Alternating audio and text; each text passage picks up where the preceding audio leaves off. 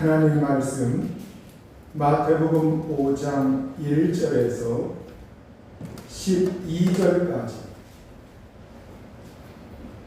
마태복음 5장 1절부터 제가 봉독을 하겠습니다. 예수께서 무리를 모시고 산에 올라가 앉으시니 제자들이 나온지라 입을 열어 가르쳐 이르시되 심령이 가난한 자는 복이 있나니 천국이 그들의 것이며 애통하는 자는 복이 있나니 그들이 위로를 받을 것이며 온유한 자는 복이 있나니 그들이 땅을 기업으로 받을 것이며 의에 줄이고 목마른 자는 복이 있나니 그들이 배부를 것이며 긍휼히 여기는 자는 복이 있나니 그들이 긍휼히 여김을 받을 것이요 마음이 청결한 자는 복이 있나니 그들이 하나님을 볼 것이며 화평하게 하는 자는 복이 있나니 그들이 하나님의 아들이라 일컬음을 받을 것이며 의를 위하여 박해를 받은 자는 복이 있나니 천국이 그들의 것이니라. 나로 말미암아 너희를 욕하고 박해하고 거짓으로 너희를 거슬러 모든 악한 말을 할 때에는 너희에게 복이 있나니 기뻐하고 즐거워하라. 하늘에서 너희의 상이 큽니다. 너희 전에 있던 선지자들도 이같이 박해하였느니라. 아멘. 기도하시겠습니다. 자비하신 아버지 하나님 감사합니다. 저희들 하나님께 나와 마음을 열고 살아계신 하나님을 향하오니 이 시간도 저희들에게 은혜를 내려 주시고 말씀하여 주옵소서. 주님의 말씀을 들을 때 예수 그리스도의 피공로가 저희들을 감싸시고 또한 하나님의 성령께서 저희들에게 임재하셔서 주의 성령으로 충만함 받게 하여 주옵소서. 하나님의 권능의 손을 내밀어 모든 연약함을 고쳐주시고 저희들의 질병을 낫게 하여 주옵소서. 이 시간도 은혜 받기를 원하오며 예수님의 이름으로 기도하옵나이다. 아멘. 날이 무덥기 때문에 한 재미난 이야기로 오늘 말씀을 시작하겠습니다. 어떤 노인에게 아들 셋이 있었습니다. 하루는 아들 3명이 골프를 치러 갔어요.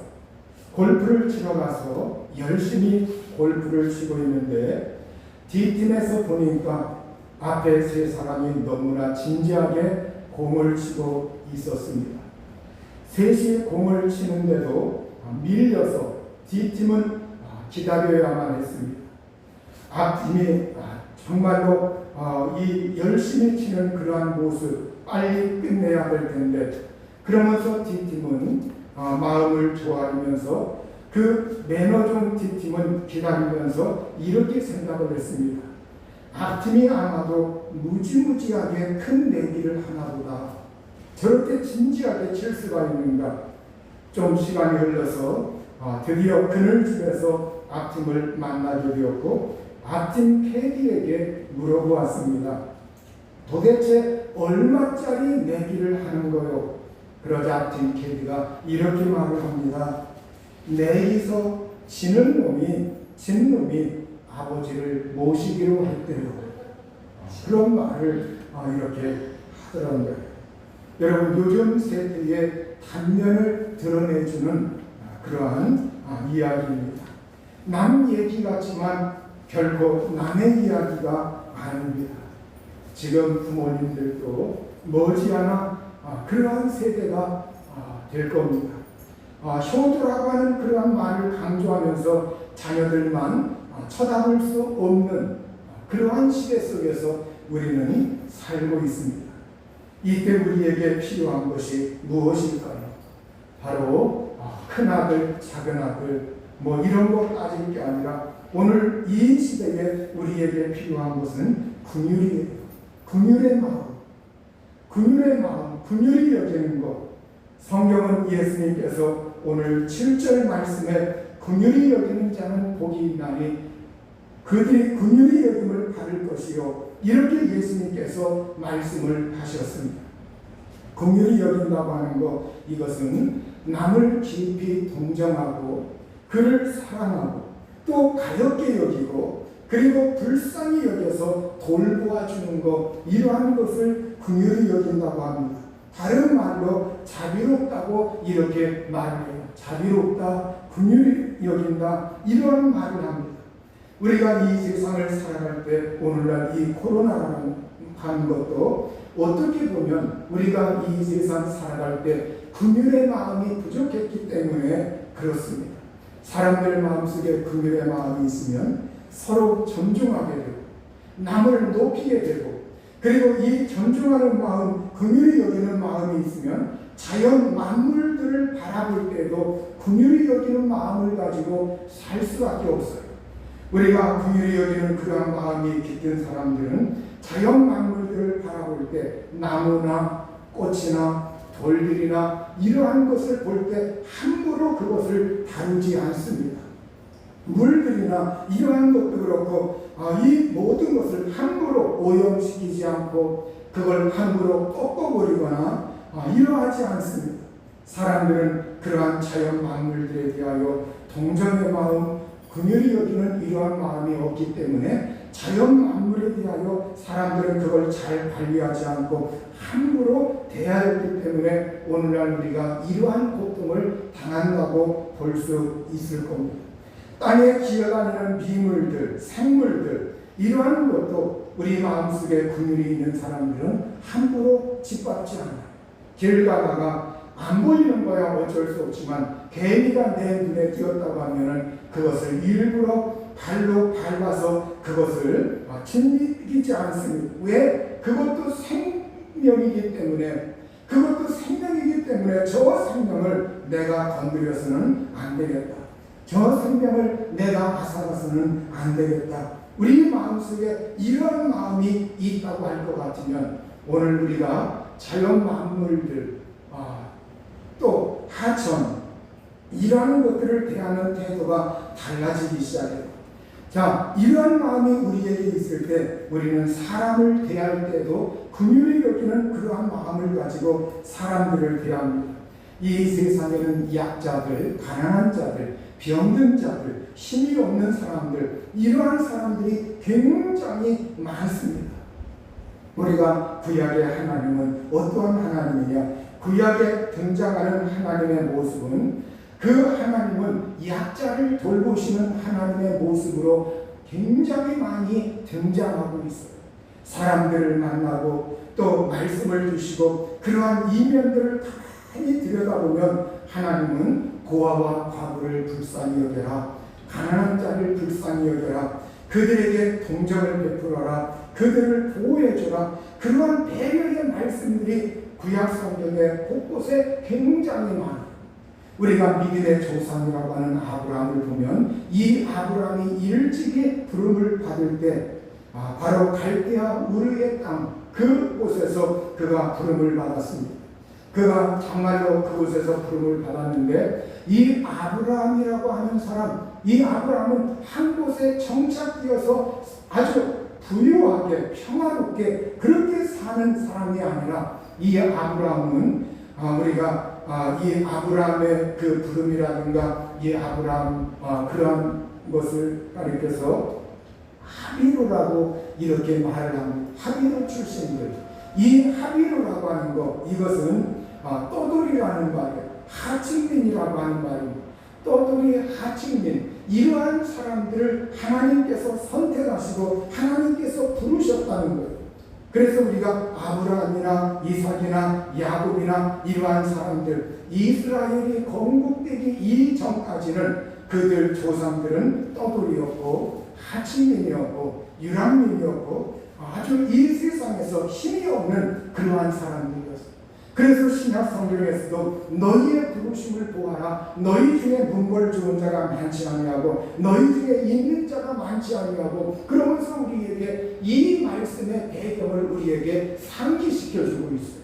그래서 우리는 이 세상을 살아갈 때 우리가 이 세상에서 약자들, 가난한 사람들, 병든 사람들, 힘없는 사람들, 고아들, 과부들, 이러한 사람들이 많이 있는데 우리가 이 세상을 살아갈 때 좀 더 우리가 새로운 관점에서 사람을 바라봐야 하지 않겠는가. 신약의 예수님은 불쌍히 여기시는 주님의 모습으로, 긍휼히 여기는 주님의 모습으로 다가오고 있습니다. 죄인을 미워하셨지만 죄인들은 굉장히 안타까워하시고, 죄인들은 예수님이 관심을 가지셨고, 죄인들, 병자들, 약자들, 이 세상에서 정말로 힘이 없는 사람들, 이러한 사람들은 예수님께서 사랑하시고 불쌍히 여기시고, 수고하고 무거운 짐진 자들아, 두려워하지 말고 꺼리지 말고 다 나에게 나오라. 내가 너희를 쉬게 하리라. 너희에게 안식을 주리라. 너희에게 은총을 주리라. 우리 주님은 이렇게 그들을 부르시고 내게 나오라고 이렇게 예수님이 말씀하고 있습니다. 예수님이 힘없는 무리들, 대중들, 군중들, 이러한 사람들을 접한 적도 있습니다. 바로 빈들에서 군중들을 접하였을 때 그들의 배가 허기졌어요. 천국 복음의 말씀을 또 이적 체험할 게 없는가, 이렇게 모여들었던 사람들, 이제는 시간이 흘렀고 보낼 즈음에 예수님이 보니까 그들이 배고픈 것, 그 허기진 것, 힘이 없는 사람들, 이 사람들을 그냥 보낼 수야 없다. 저들이 돌아갈 때 허기지고 지치고 어디에서 쓰러질 줄 모르고, 그래서 예수님은 바로 빈들에서 오병이어의 놀라운 역사를 베풀어서 그들의 허기진 배를 채워주시고 돌려보냈던 거예요. 병든 자에게 예수님이 나왔을 때, 그때 성경은 우리가 복음서에서 예수님을 만난 병든 자들, 이러한 사람들은 대개 보면 즉시로 믿음을 보이는 순간에, 믿음의 고백을 하는 순간에 즉각적으로 그 믿는 즉시로 믿음을 고백하는 순간에 나은 것을 볼 수가 있습니다. 그러면 우리가 오늘 예수님 믿고 신앙생활을 하면서 사람들의 의문점이 한 가지가 뭐냐, 나는 이렇게 내가 지금 처음 믿으려고 하는 것도 아니고 이미 믿고 있고 주님을 잘 섬겨왔고 하나님을 사랑하고 하나님 의지해 봤는데 왜 내가 하나님께 그렇게 간구했는데도 왜 나는 지금은 즉각 나지 않는 것인가, 이런 의문점을 가지고 있을 수가 있습니다. 여러분, 오늘 우리가 대개 일반적으로 선교지라든가 아니면 어떠한 미개한 지역이라든가 아직 복음이 안 들어가는 곳이라든가 이러한 곳에 예수님의 그 복음이 처음 들어갈 때 대개 보면 하나님은 거기에 이적을 동반하게 합니다. 그래서 선교지에서 많은 사람들이 예수의 복음을 들을 때 나옵니다. 그래서 우리가 가만히 들여다보면 일반적으로 이렇게 복음이 전파될 때 미개한 지역에 예수 그리스도의 그 권능을 나타내야 할 필요성이 있을 때 그러한 곳에서 주님이 복음을 선포하시는 그 매개물 가운데 한 가지가 병든 자를 고치는 거였어요. 그런데 오늘날 우리가 이미 성도가 된 사람들은, 어떤 사람들은 금방 낫는 것도 있고 어떤 사람들은 기도하고 시간이 걸리면서 내가 주님 앞에 엎드러지고 울고 그러면서 나중에 보면 어느 사이인가 나도 모르게 낫는 그런 때가 있어요. 왜 그럴까요? 바로 주님의 자녀가 이미 된 사람들에겐 하나님께서 좀 기다리십니다. 그 사람을 즉각적으로 대하지 아니하시고 그의 그 인생을 하나님의 두고 보시면서 하나님이 그 사람을 만들어 가십니다. 단련해 가십니다. 주님의 자녀로서 키워나가는 거예요. 성장시키는 거예요. 그래서 우리가 예수님 믿는 사람들은 어떻게 보면 고난이라고 하는 것, 이것이 우리에게 동반되면서 그 속에서 우리의 인격을 만들어가고 저 영원한 하늘나라의 시민으로서 살아갈 수 있도록 그러한 차질을 갖추기 위해서 하나님은 우리를 지금도 이렇게 다듬으시고 우리를 주의 말씀으로 훈련하시고 양육하시고 성장시키시고 그런 과정 중에 그러한 것을 하나님을 경험하고 또 인생에 대하여 경험하면서 또 이 다음에 나와 비슷한 사람들을 만났을 때 그들을 상담해주고 그들을 이끌어주고 그러한 사람으로 우리가 성장하는 겁니다. 그래서 오늘 우리가 성경에 보면 복음서에 예수님이 직접 이렇게 만났던 사람들, 대개 그들은 우리 주님 앞에 이렇게 나오는 그러한 사람들이었어요. 그래서 그때는 즉시 이렇게 나은 걸 볼 수가 있습니다. 그러나 오늘 하나님의 자녀들에게는 우리가 성경을 많이 들여다보면 고난이 있고 역경이 있고 환난이 있고 또 우리가 어떠한 것은 우리가 이 세상의 삶이기 때문에 이 세상의 환경 그러한 영향 속에서도 살아가고 있고 복합적인 거기 때문에 오늘 우리에게 그러한 것이 때로는 시간이 걸리기도 하고 기도하고 지체하고 이러한 것이 있기 때문에 우리는 그때에도 믿음을 놓지 말아야 합니다. 여러분 오늘 우리도 예수님의 마음, 긍휼히 여기는 마음, 불쌍히 여기는 이 마음을 가지고 살아야 합니다. 어떤 종이 임금님에게 주인에게 10,000달란트 빚진 자가 있어요. 그런데 도저히 자기가 갚을 수 없어요. 그래서 이제는 그 주인에게 불려갔을 때 주인님 조금만 참아주십시오. 제가 갚겠습니다. 띄어먹지 않고 갚겠습니다. 그러나 주인이 가만히 볼 때 이 종이 아무리 열심히 일을 한다 할지라도 그걸 갚을 수 없다고 하는 걸 이미 주인은 알고 있어요. 그가 애걸하고 그가 간청하고 그런 그 마음 자세를 본 이 주인이 그를 불쌍히 여겨서 그를 놓아보내고 그 빚을 모두 다 면제해 주었습니다.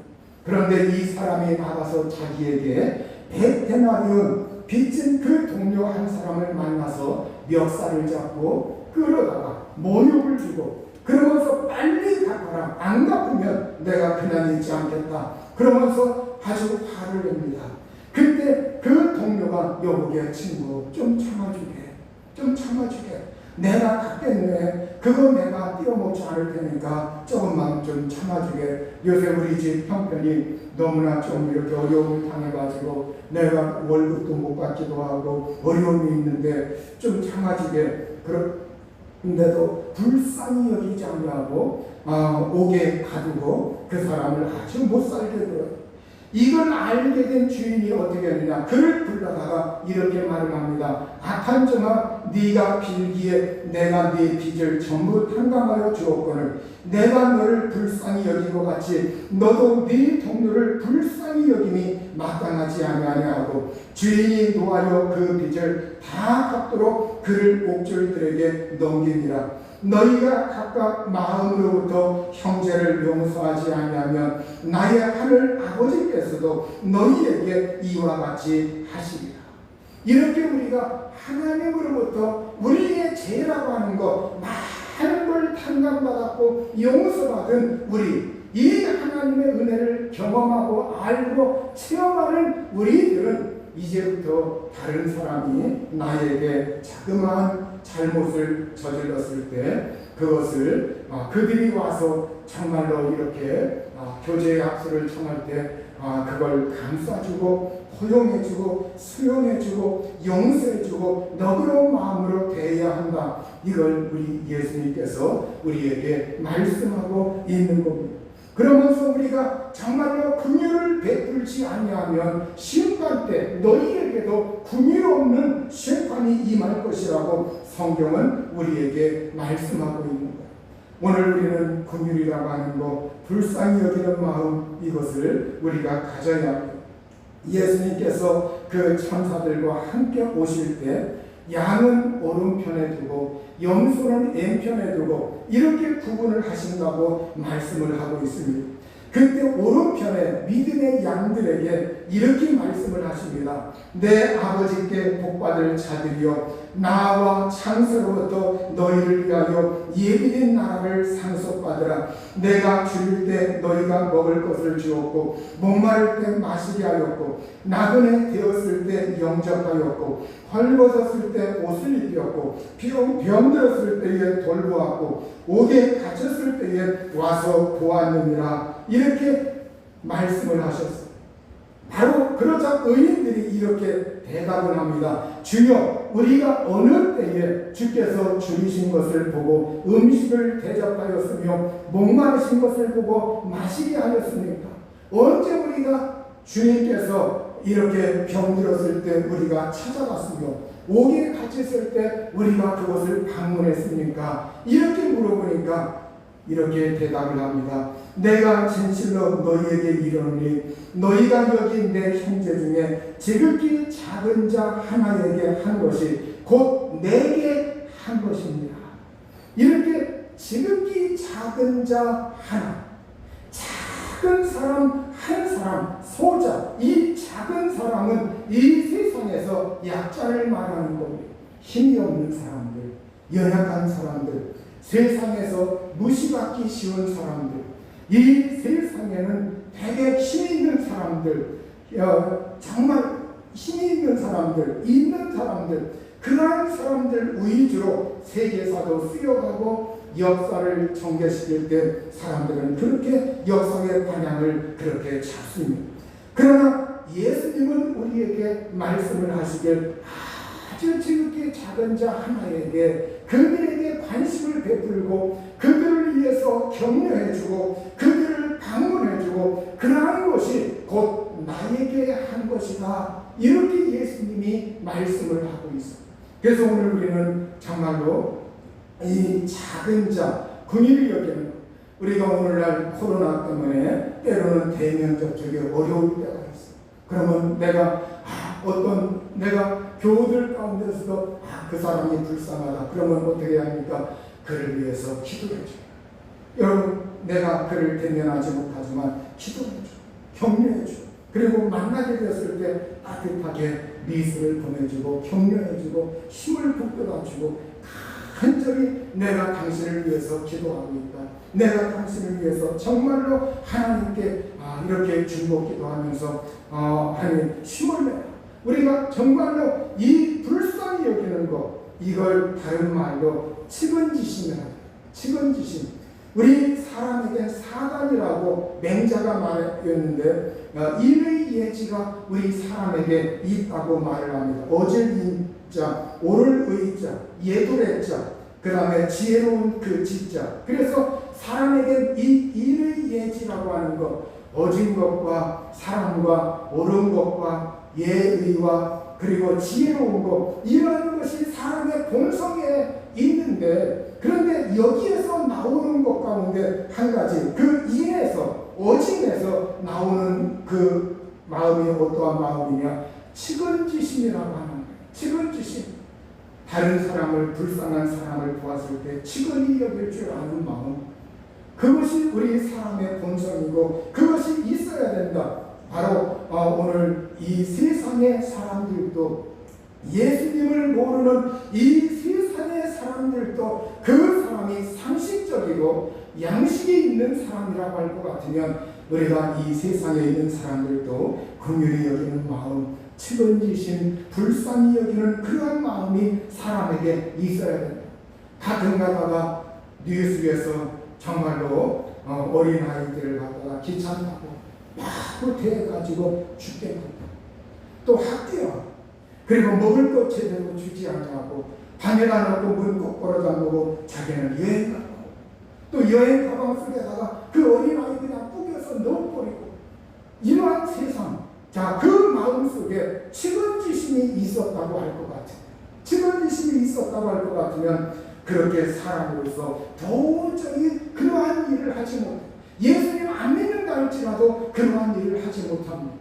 오늘 사람들에게 이 마음이 교여되어 있어요. 오늘 이 세상은 점점 자꾸 각박해가요. 그래서 말세의 현상에 대해서, 그 말세에 대해서는 사람들의 정이 식어지며 무정하며 원통하며 원수를 갖고, 그리고 사람들이 사나워지고 돈을 사랑하고 하나님 아는 거, 이 하나님에 대해서 마치 이 세상의 물건처럼 동물처럼 그 영광을 그렇게 완전히 변개시키고, 그런 세상 속에서 오늘 우리는 살아가고 있어요.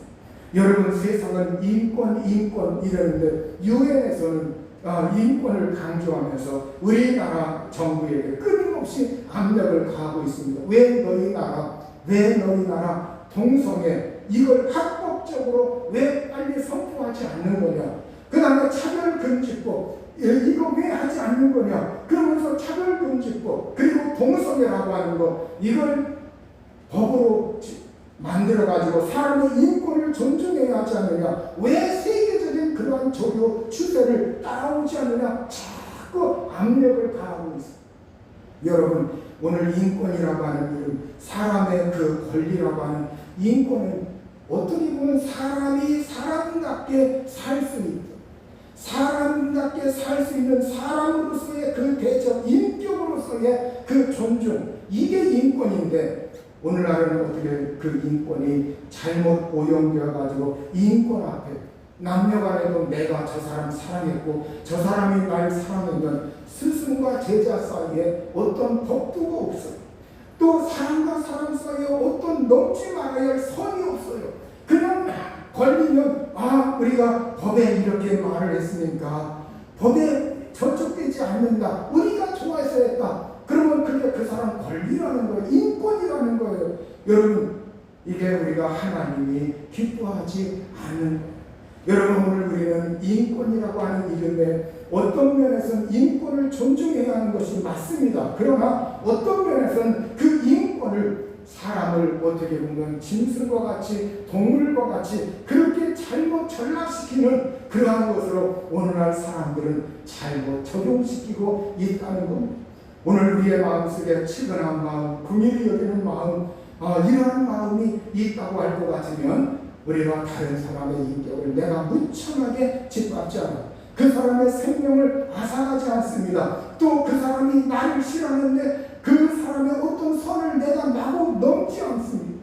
오늘 우리가 정말로 불쌍히 여기는 마음, 다른 사람의 그 인격, 다른 사람의 생명, 다른 사람의 감정, 그걸 내가 무참하게 짓밟지 아니하고 오늘 우리가 불쌍히 여기는 그런 마음이 우리에게 있어야 한다고 하는 걸 예수님은 우리에게 말씀하고 있습니다. 성경은 가난한 자를 불쌍히 여기는 것은 여호와께 구워드리는 것이니 그의 선행을 그에게 갚아주시리라. 이렇게 잠언 19장 17절에 말씀을 하고 있습니다. 가난한 자들을 내가 불쌍히 여기는 그러한 삶의 태도로 살아간다고 하면 이건 하나님께 구워드리는 것이다. 내가 하나님께 구워드렸으면 하나님이 그걸 갚아야 할 의무가 있는 거예요. 하나님은 그 선행을 기억하시고 그에게 갚아주시겠다고 말씀하고 있습니다. 바울 사도는 디모데에게 그가 디모데에게 이제 에베소 교회, 그 에베소 교회에 이 디모데를 목회자로 그곳에 남겨두면서 이런 말씀을 전하고 있습니다.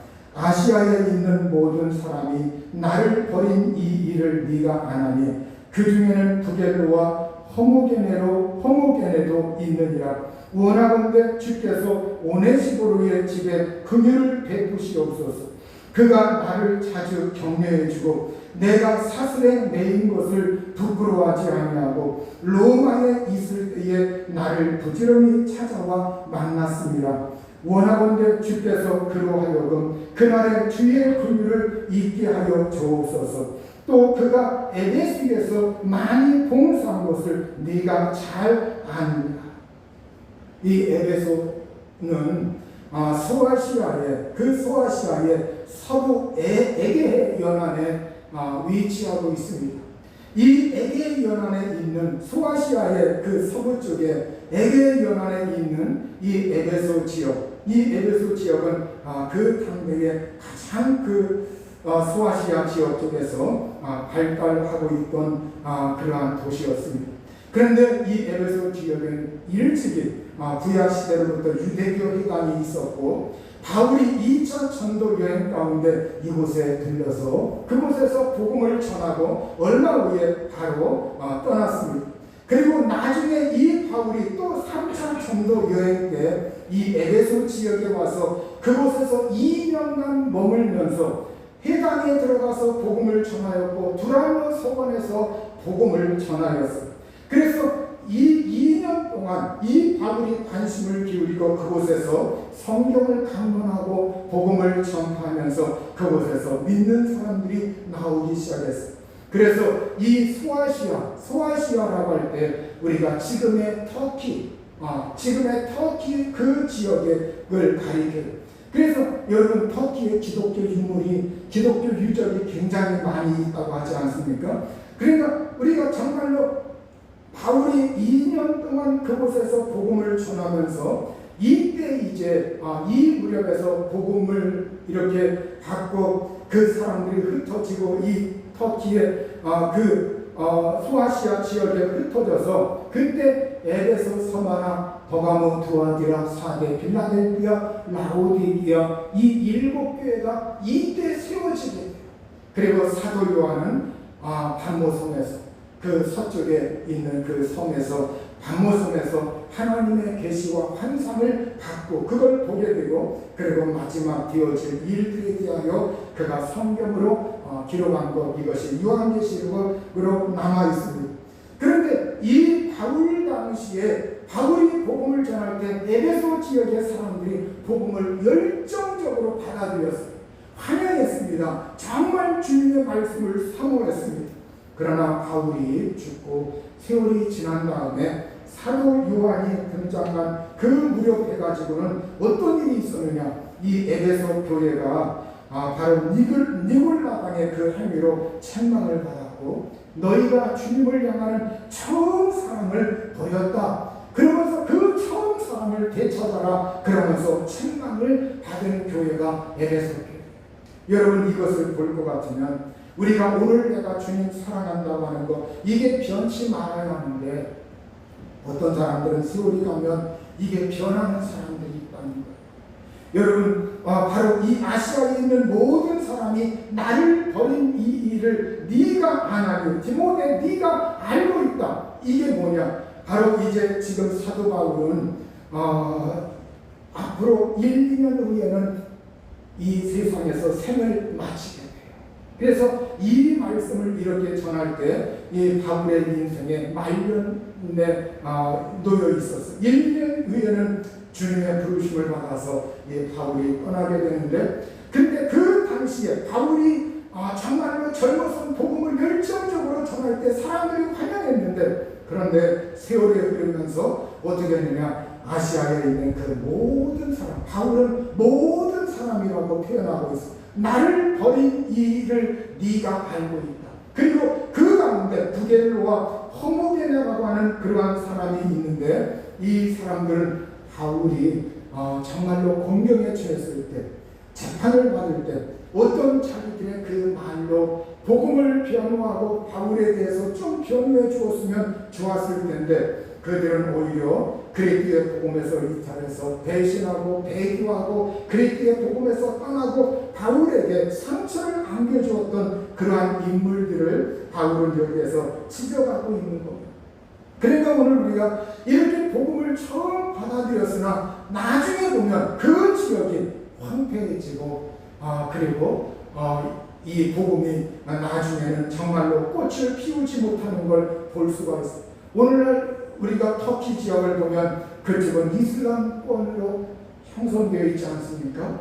그러니까 우리가 사도 바울이 옛날 막 배 타고 다니고 여기저기 여행 다니면서 전도했던 그러한 지역들이 가만히 들여다보면 지금들 이렇게 쭉 보면은 이렇게 이슬람 지역으로 변한 곳이 많아요. 이슬람 테오리잖아요. 그러니까 성경은 우리에게 요한계시록에서 너의 처음 사랑을 버렸다. 처음 사랑을 버렸다. 그런데 여기에 정말로 그 오네시보로의 그 집, 오네시보로의 그 집, 오네시보로는 그 집안이 여기에 긍휼을 베풀었다. 긍휼을 바울이 부탁을 하고 있어. 그러면서 주님께서 긍휼을 베풀어 주시고 그리고 너도 이렇게 기억하고 그러면서 그가 내가 쇠사슬에 매여 있을 때 로마에서 감옥에 있을 때 에베소에서 로마까지 찾아와 가지고 그 집 오네시보로와 그 집 식구들이 나를 찾아와 가지고 복음을 부끄러워하지 아니하고 격려해주고, 그리고 로마에 있을 때 나를 부지런히 찾아와 만났다. 그러니까 에베소에서 로마까지는 그 거리가 어마어마하게 먼 거리입니다. 배를 타야 되고 에게를, 지중해를, 그리고 그 그리스의 아래쪽을 지나서 로마라고 하는 그 땅까지 와야 되고, 정말로 이게 가까운 거리가 아니에요. 그런데 그 먼 거리에 있을 때 이 오네시보로가 자기를 자주 찾아와서 격려해주고 복음의 힘을 함께 북돋아 주었던 것, 이걸 바울은 강력하면서 잊지 않으라고 이제 그가 죽음의 말미에서 마지막으로 그가 디모데에게 이걸 부탁하고 있는 거예요. 여러분, 그러면서 이 오네시보로의 그 집, 원하건대 주께서 그로 하여금 그날에 주의 긍휼을 잊게 하여 주옵소서. 또 그가 에베소에서 많이 봉사한 것을 네가 잘 아느니라. 이렇게 에베소 교회에서 오네시보로의 집은 봉사하고 충성하고 열심내고 부차한 가운데서도 그 먼 지역에 바울에게 찾아와서 옛날 바울이 자기에게 복음을 전해 주었던 거, 자기들에게 복음을 심어 주었던 거, 그걸 기억하면서 바울 사도가 옛날 이 에베소에 와서 2년 동안 우리에게 목회를 하고 복음을 전해 주었지, 그걸 잊지 아니하고 바울이 어려움 당할 때 와서 힘을 북돋아 줬다. 그래서 바울은 하나님 오네시보로의 이 집에, 주님께서 오네시보로의 집에 긍휼을 베풀어 주옵소서. 이것을 보면 하나님이 누구에게 긍휼을 베풀어 주느냐? 여러분, 하나님은 바로 우리에게, 이 세상의 약자들, 연약한 자들에게 긍휼을 베풀라는 건 우리에게 그렇게 하라는 거예요.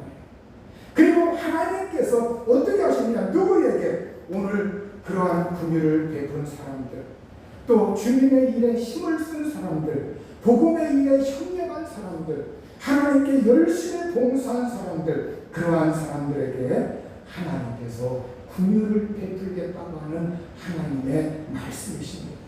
여러분이 하나님 앞에 섬기고 예배하고 기도하고 충성하고 하나님 의뢰하고 부차한 중에서 주님 사랑하고 섬기는 그 모든 건 쓸데없는 것이 아니라 하나님의 은혜 받는 것이요, 장차 내가 영원한 나라에 갈 때 하나님의 긍휼을 받는 그러한 요소가 된다고 하는 걸 오늘 성경은 우리에게 말씀하고 있습니다. 우리 모두 다 긍휼의 마음, 예수님의 마음을 가지고 긍휼히 여기면서 살 수 있기를 우리 주의 이름으로 축원합니다. 이 시간 우리 합심해서